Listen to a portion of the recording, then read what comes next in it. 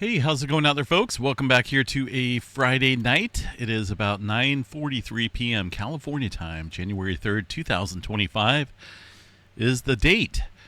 Latest activity here on the Earthquake 3D globe shows a 1.0 or 1.1 into California. Going to start off with space weather real quick here because we're seeing a number of large flares here in the last 24 hours, including 2 X flares. As you can see here on the solar flux chart, one right here and one just a few hours ago, a near X flare coming down right now. That was a pretty decent M7.64. Now that's coming off of a fairly active area over here on the northeastern quadrant of the sun. That area is capable of producing some stronger flares. That's going to be 3947. Now just looking at this black and white image here, which is an older one, I guess this is about our most recent one we can use here.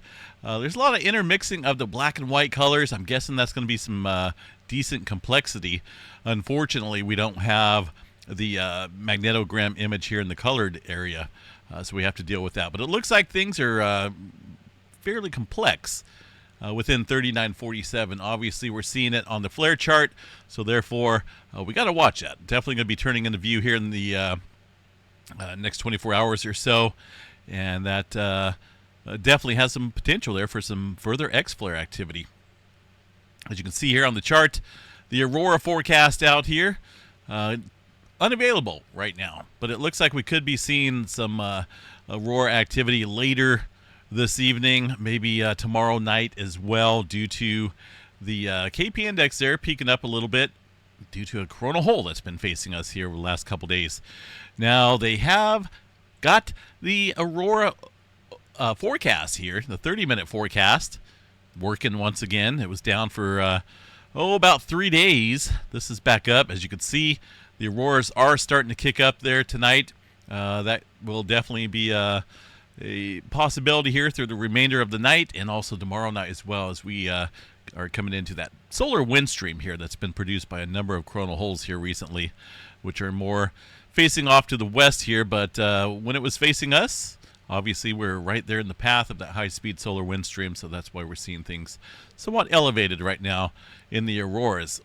15% chance. I think we got a little bit better chance of that. I've changed my solar flare chart to at least a 20% chance there for X flare. M flare, it's got to be at least 60 or so, and of course 99% for the C flare. But this area is definitely throwing off flares left and right, and that's when we need to watch for some further large flaring activity. All right, earthquake activity still ramping up out here around Ethiopia. Man, these earthquakes are getting pretty big as well. 5.8 earthquake out here around the Rift Valley, the Great Rift Valley. This is slowly separating here, this chunk of land, the Somalia plate, being pulled away from the main continent here, the Africa area. So this chunk of land here eventually will be pulled apart. This will fill in as a sea. And just see a little bit of earthquake activity out here. Actually, quite a bit of earthquake activity. We're talking 55 earthquakes of decent magnitudes here. And they're getting bigger with today's earthquake there, 5.8. In a linear fashion here across the area. So I'm still a little uncertain as to what's going to happen here. I know we've seen some videos floating around of some steam and whatnot spewing out of the ground. But no official word yet on any volcanic activity. We definitely continue to keep an eye on that. Further out and about, let's go ahead and check out California. Lighten up out here across the Imperial Fault once again. A couple earthquakes in the last hour, some 2s and some 1s out here. Got a 2.1, the latest. We'll watch for further escalation here up the plate boundary. That's the San Andreas Fault here. Some movement on the San Jacinto Fault zone, but really nothing big going on there for now.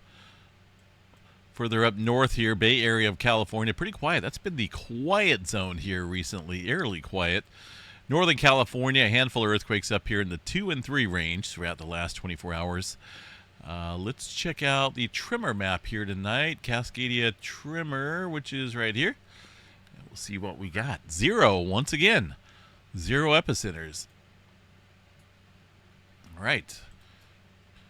Further out here across the west or the Pacific Northwest, relatively quiet. Some movement down here across the southeastern area of Idaho, excuse me, right here. Nothing going on here across Yellowstone. And a handful of earthquakes across the oil fields and the New Madrid seismic zone. But overall, quiet out there across the eastern portion of the country, except for those little two quakes there around the New Madrid.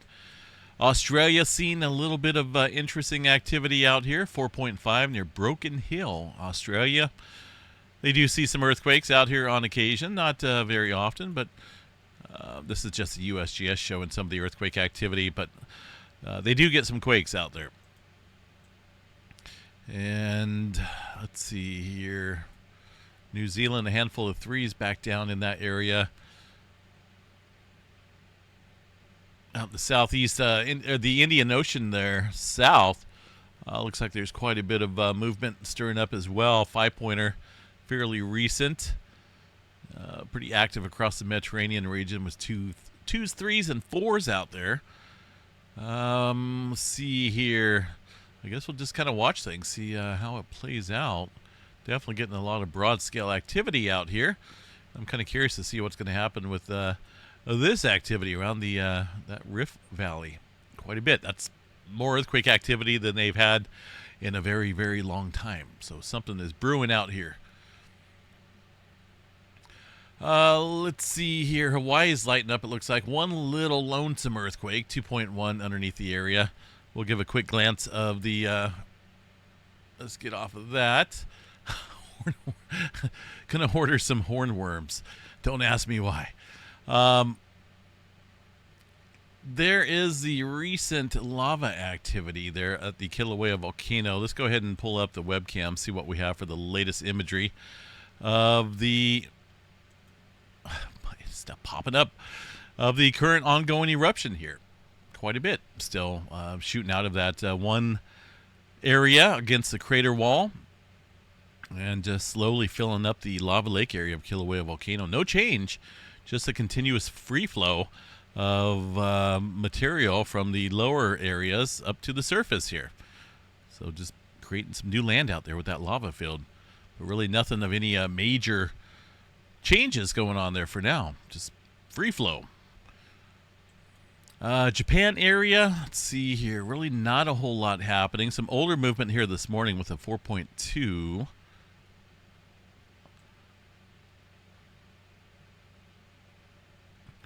Let's see here. Got a trail of earthquakes out in this area. USGS not reporting some of these, but looks like things starting to light up out here across the Middle America Trench northward. And, of course, we did have a couple earthquakes there on the Imperial Fault in the last hour or so. So we'll keep an eye on Southern Cal. Things are still quite active. You guys hear about the first tornado of the year? That happened outside of Red Bluff up here, north of me, up in the mountains here in the terrain between Red Bluff and Shingletown. First tornado of 2025. The Weather Service will be out there tomorrow to see if that did indeed touch down and the location and whatnot. But the PG&E cameras out here caught it on their cameras, which is pretty cool.